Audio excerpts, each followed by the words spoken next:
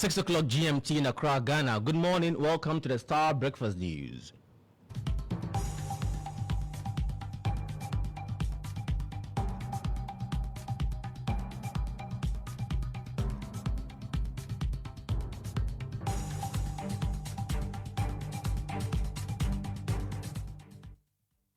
Coming up this morning, energy analyst and energy chair of NPP Manifesto Committee rejects allegations of sabotage as new NDC government races against time to avert possible return to Dumso. You came in and you won power in 7 December.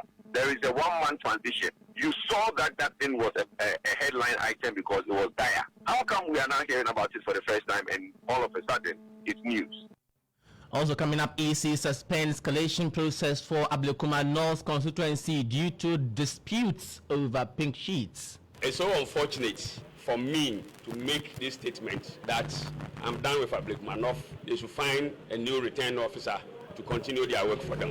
We started from 281, right? I'm still leading, and we are left with 3. The 3 pink sheets that are left. And later, Ghana Tertiary Education Commission dissolves governing boards and councils of all public tertiary institutions in the country. Details of these stories are coming up shortly. But first, let's remind you of our affiliate stations across the country. Star News is coming to you live on Ultimate 106.9 FM in Kumasi, Empire 102.7 FM in Takrady, Zeps 95.9 FM in Zebila, Nissim 100.1 FM in Lamshao, My Star Radio in the USA. Also live on Facebook on Star 1035 FM and on starfm.com.gh around the world. This is Star 103.5 FM. Star News. Informed, in depth, in touch. Sincere appreciation to you for choosing Star News. Now, energy analyst and energy chair of NPP Manifesto Committee, Kodopoku, has rejected allegations of sabotage as the new NDC government races against time to avert a possible return to Dumso. Government yesterday set up a 12-member committee to secure fuel to avert a possible crisis Ghana's energy sector faces due to a scheduled maintenance on the West African Gas Pipeline Company. The new government has attributed the situation to the failure of the NPP government to secure fuel before exiting office. There is a report of what faces the 12-man committee. The new administration had accused its predecessor of deliberately refusing to procure enough fuel for power generation. But although former Energy Minister Herbert Krapa earlier dismissed claims of impending load shedding and urging the new government to keep the lights on as they did, the executive director for the Institute of Energy Security, Nana Amwesi VII, revealed that the planned maintenance on the West Africa Gas Pipeline Company's infrastructure will lead to significant disruptions in the energy sector from January 20. Even if we use today's expected peak demand of 3,800 relative to what the others can produce, roughly 2,800, we have a deficit of 1,000 megawatts that we must share because not everybody can have the power. So some parts may have to do and some parts will have to solve. And so there is that eminent challenge in the next few weeks, particularly if WAPCO undertake the exercise on the 20th. So anything also happen between now and going forward relative to our natural gas pipeline, then of course we are exposed. And so we must have a backup. But speaking to the media after the government's emergency meeting with players in the energy sector, Director of Systems Operations at the Ghana Grid Company, Frank Otri, confirmed the need for adequate supply of fuel to ensure uninterrupted power. Now, because the gas that it is supplied to thermal plants in Tema is going to be shut down, it is needful that we get some liquid fuels for some of the plants in Tema to run so that we continue to have adequate supply even during the period of the pigging. What we came to inform the government is that yes, there are some liquid fuels, but it's not enough to cover for the period of the pigging. And so efforts have to be made to get enough volumes of the liquid fuel so that that critical maintenance can go on as planned. Meanwhile, Chairman of the 12-member committee and MP for Yape Kusogo, John Jinapo, had hinted that government would explore all options, including a possible negotiation with WAPCO to extend their planned maintenance to avert the looming crisis. We need to break some barriers and close down some of the usual timelines and bridge it up so that we can secure 1, light crude oil, 2, distillate fuel oil, 3, heavy fuel oil. These 3 oils are critical. And also to work with WAPCO, whether they can delay their scheduled maintenance work to accommodate the situation. And then Honorable Tefosun is also going to join me, and he'll be helping with the technical side in respect of the finance aspect, because we need to raise money quickly.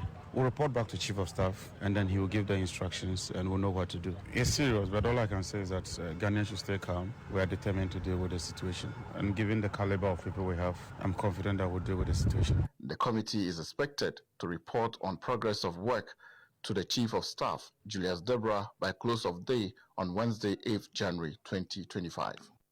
You heard a report by Starr News' Musa Lansa, but speaking to us, Kojo Poku accused the current government of not prioritizing the energy sector during the transition period. Like I'm saying to you, when is the maintenance supposed to take place? From January 20th, right? Mm-hmm.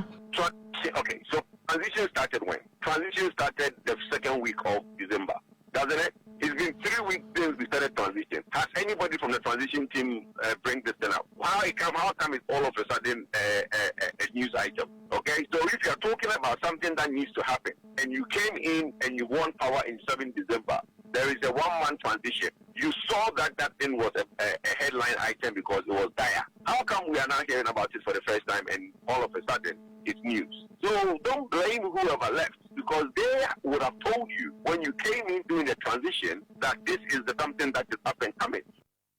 You had energy analyst and energy chair of NPP Manifesto Committee, Kojo Poku, speaking to Starr News. Now, the Electoral Commission has temporarily suspended the collation process for the Ablekuma North constituency due to unresolved issues with results from 7 outstanding polling stations. Earlier, a scuffle erupted over the inclusion of a disputed pink sheet, further delaying proceedings. Out of the 20 outstanding polling stations, presiding officers successfully authenticated 13 of the pink sheets submitted by the NPP. The returning officer, Vincent Obeng, explained that the commission has been unable to reach the presiding officers for the remaining 7 polling stations, prompting the decision to suspend the exercise. Yesterday, we were left with 7 polling stations to go. We came today. We've been able to do 4 out of the 7. So we are left with 3 more. We brought our presiding officers here. 2 came and they couldn't authenticate the statement of pool and declaration form. 1 said she can't come. So that is the 3 now. It's so unfortunate for me to make this statement that I'm done with Ablekuma North. They should find a new returning officer to continue their work for them. You heard the returning officer for Ablekuma North constituency, Vincent Obeng. You're still listening to the Star Breakfast News. Now, the Ghana Tertiary Education Commission has dissolved governing boards and councils of all public tertiary education institutions with immediate effect. According to GTEC, all decisions requiring approval will have to be stayed till new boards and councils are properly constituted. Here are excerpts of a statement signed by Director General of GTEC, Professor Ahmed Yinapo Abdullahi. In accordance with the Presidential Transitional Act 2012, Act 854, all governing boards and councils of public tertiary education institutions stand dissolved, effective January 7, 2025. As a result, all decisions requiring approval by such entities, boards and councils will have to be stayed till new ones are properly constituted. In situations where such decisions require urgent attention during this transitional period, please do not hesitate to reach out to the Commission for guidance and advice. In the meantime, GTEC will be available to superintend over matriculation and graduation ceremonies upon request by institutions during this transitional period. You had excerpt of a statement by the Director General of GTEC, Professor Ahmed Abdullahi Jinapo. Now, a few hours after President John Dramani Mahama assumed office for the second time, all metropolitan, municipal, and district chief executives were left unemployed. This was after a letter revoking their appointment was released by the new government. In addition, all government appointees to the various assemblies were dismissed, with coordinating directors of the various MMDAs tasked to take charge for now. Speaking to Starr News on the back of this, the immediate past DC for Bilsa South, Daniel Gariba, described the revocation as the quickest in history. He spoke to Starr News.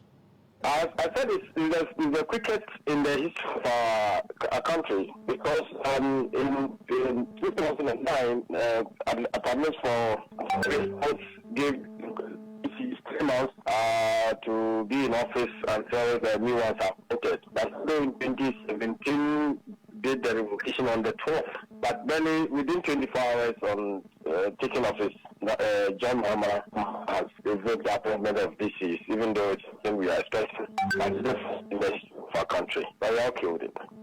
I see, but there are some people who argue that the president should have waited, until he appoints new MMDCs before he revokes your appointments. What do you have to say to that? Yes, that is sometimes the view of some people, but I always think that it lies in the view of the president to determine what he wants the current DCs to leave. And in the scheme of things of President Joma, he thinks that for the coordinating directors to act until substantive executives are appointed. All right. So it depends on who the president is at any time. You had immediate past DC for Bilsa South, Daniel Gariba. Now, a group calling itself Care Ghana is demanding the immediate resignation of the Inspector General of Police, Dr. George Ekufu-Dampare, over his alleged supervision of recollation exercises in the country. Speaking to Starr News, Executive Director of Care Ghana, David Kumi-Addo, urged the Election Security Task Force to adopt a proactive approach to avert recurring post-electoral violence across the country.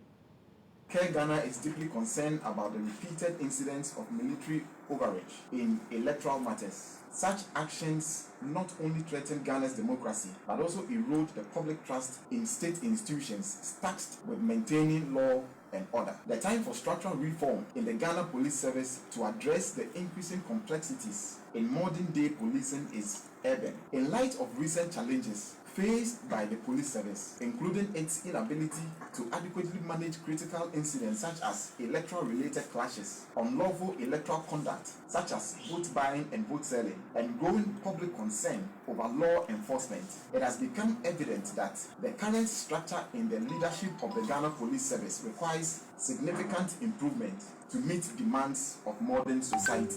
We believe that the foundation of a professional and effective police service lies in the quality of its leadership. To this end, we advocate for an introduction of a dynamic, non-partisan, and experienced leadership capable of responding to the evolving security needs of the nation.